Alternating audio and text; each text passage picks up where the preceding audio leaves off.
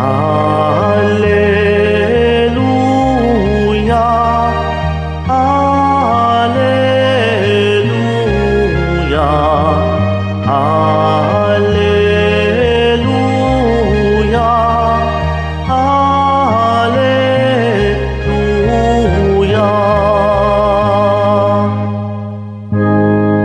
Diyos Ama ni Jesucristo, kami ay liwanagan mo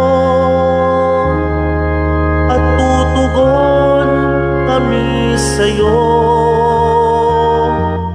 Alleluia, Alleluia, Alleluia, Alleluia.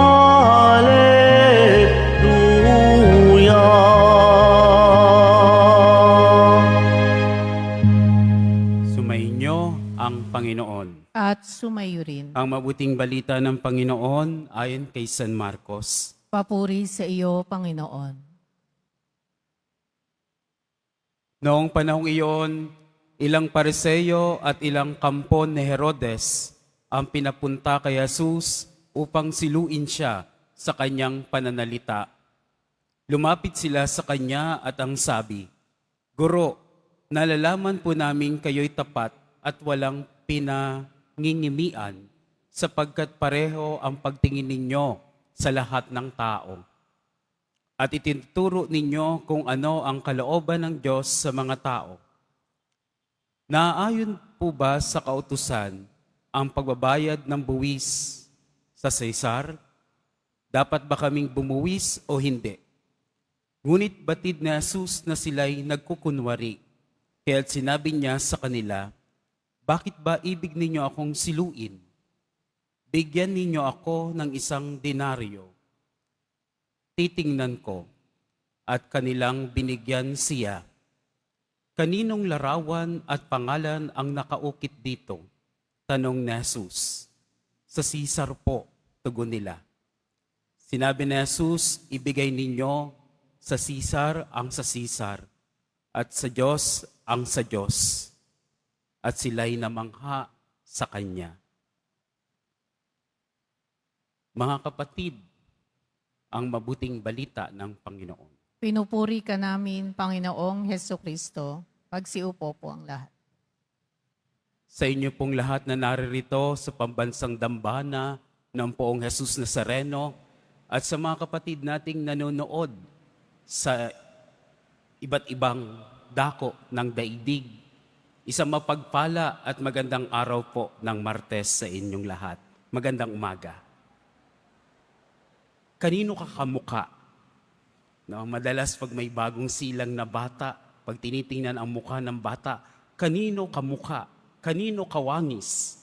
Kanino kalarawan? Alam niyo po, ang Ebanghelyo ngayon, gustong siluin si Jesus ng mga Pariseo at ng mga kampon ni Herodes. Tinatanong po siya, no?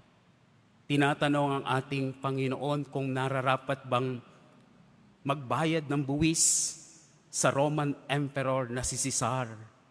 Kaya humingi si Jesus ng denaryo. Kaninong mukha ang nandiyan? Ang sabi, sa Caesar po. O di ibigay niyo ang nararapat sa Caesar. Kasi ang bawat mamamayan ay belong o kabilang sa Estado. Kung ang mga mamamayan ay kabilang o belong sa Estado, tayo rin, meron tayong larawan. Kalarawan tayo ng Diyos. Kamukha tayo ng Diyos. Pinagdiwang natin last Sunday yung Holy Trinity, ang Santissima Trinidad.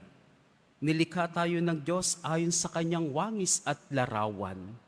Kung ang pera ay may mukha ng Emperor, Caesar, tayo rin, Imago Dei, tayo ay kawangis. Nilikha ng Diyos ayon sa kanyang wangis at larawan. At kung ang Diyos ay mabait, kung ang Diyos ay walang hanggang pagmamahalan sa isa't isa sa pagitan ng Ama, Anak at Espiritu Santo, tayo rin na kanyang mga anak at nilikha ay dapat namumuhay sa pagmamahalan. Hindi tayo tunay na tagasunod ng Poong Jesus Nazareno kapag namumuhay tayo sa galit, tayo ang dahilan ng pagkakawatak-watak, tayo ang dahilan kung bakit merong division, pagkakabahabahagi. Maging kawangis tayo, maging kalarawan tayo ni Jesus Nazareno. Kaya nga sa unang pagbasa sa ikalawang sulat ni Apostol San Pedro, sinasabi niya, pagsikapan ninyong mamuhay ng payapa, walang dungis at kapintasan. Kawangis tayo ng Diyos, imago Dei ang tawag sa tao. We are created in the image and likeness of God. At kung ang Diyos ay pagmamahal, ang Diyos ay pagkakaisa, tayong lahat ay dapat nagmamahalan at tayong lahat ay nagtutulungan at nagkakaisa. Kaya kapatid, kamukha ka ng Diyos. Kamukha mo si Jesus Nazareno. Walang deboto ng Poong Jesus Nazareno na mapanlait sa kapwa-tao. Walang deboto ng Poong Jesus Nazareno na nananakit ng kanyang kapwa, ng dudusta ng kanyang kapwa. Walang deboto ng Poong Jesus Nazareno na nanlalamang ng kapwa. Walang deboto ng Poong Jesus Nazareno na mamamatay tao at magnanakaw. Magiging kamukha tayo ni Jesus Nazareno kapag tayo ay matutong magmahal, tayo ay matutong umunawa, at tayo ang nagiging dahilan ng pagiging isa. Kaya nga, kung merong mukha ang pera ng Emperor Cesar, tayo bilang mga nilikha ng Diyos, kawangis po tayo ng Diyos, larawan tayo ng Diyos na hindi nakikita. Kaya tularan natin ang Poong Jesus Nazareno. At sa pagtulad natin kay Jesus Nazareno, makikita dito sa ibabaw ng lupa ang totoong larawan ng Diyos na umibig, na unang umibig sa atin, at tayo rin ay tinatawag na mag-ibigan sa isa't isa. Amen po ba? Amen.